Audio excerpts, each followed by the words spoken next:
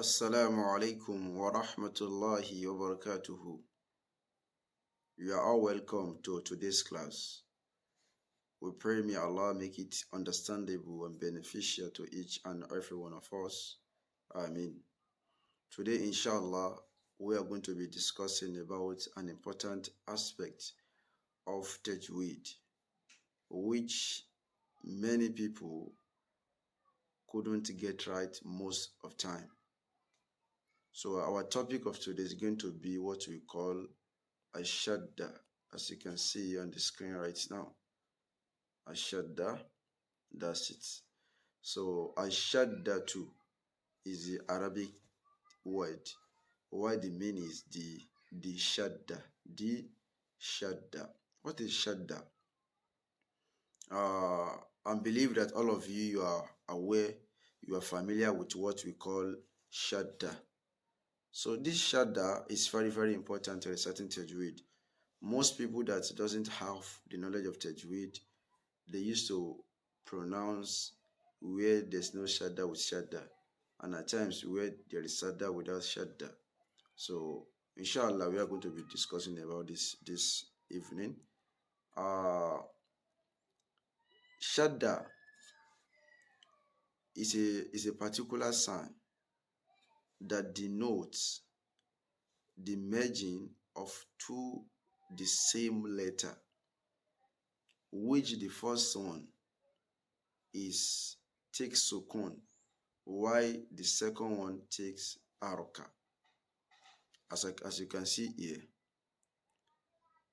Let's start this one by saying ro fatia ro, ba sukun, rob, ba fatia ba. What will it become? It become what? Rob ba. So the same thing is what you are going to get with the second ear where we have shadda and fatha. So it's going to be robba.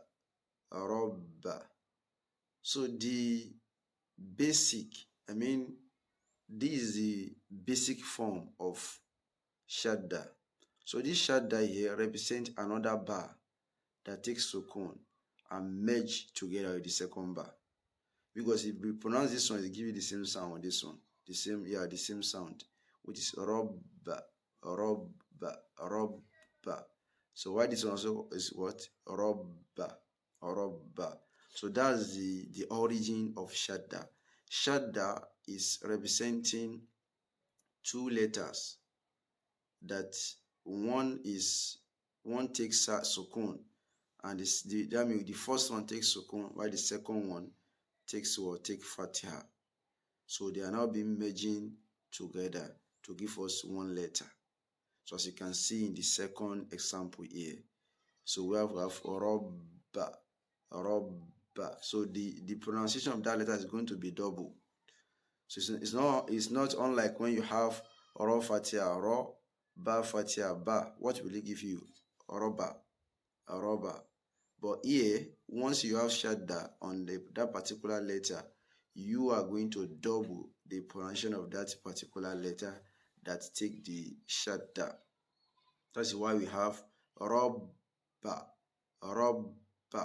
So now explain that the original form or what this shadda denote is that it is two bar in the initial form, but in order to make it, to shorten it, so they introduce what is called shadda, so that this first bar with sukun has been merged with the second one, so now replace it with what? With shadda.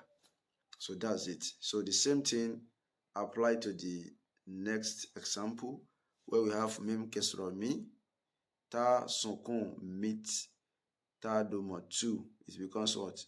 Mit 2. So what of this one under it? It becomes what also? Mim kesra mi, ta shadda doma 2. It becomes what? Mit 2. The same thing applies to ba fatia ba, fa sukun bath, sa kesra thi, bathi. So why the one at the second one is also what? Bathi. Bathi. So I want you to get the pronunciation of shadda, just like as you are pronouncing a particular two the same letter. The first one has sukun, while the second one has haraka. Don't forget that haraka refers to either fatha or kesra or dhamma.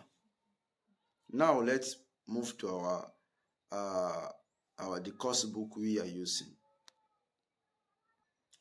Now here we have the book we are using for this course, where we have qira'atu at-tashdid ma al-harakat, reading of the letter with shadda and the vowel sounds, that's harakat. So the example here, as you can see it, we have what? Rabba, mita, batha, hajja, shuha, sakho, kudda. That's it. That's how the example will be going till the end of these examples. So here are the Quranic verses that has sadda, where you have sabbaha, sabbaha, that is sabbaha lillah. Also have attakhidhu, the next one, attakhidhu, attakhidhu.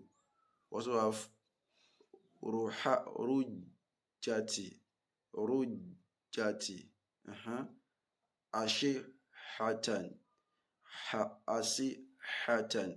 So yataqaddama, yataqaddama. So here are the examples, so of different words with shadda. So try as much as possible you can pronounce out of these letters, out of these words rather, so that you can be familiar with what we call a shadda and how to pronounce them. So you will know you also know the original form of the shadda, so that the pronunciation will be very easy for you to pronounce.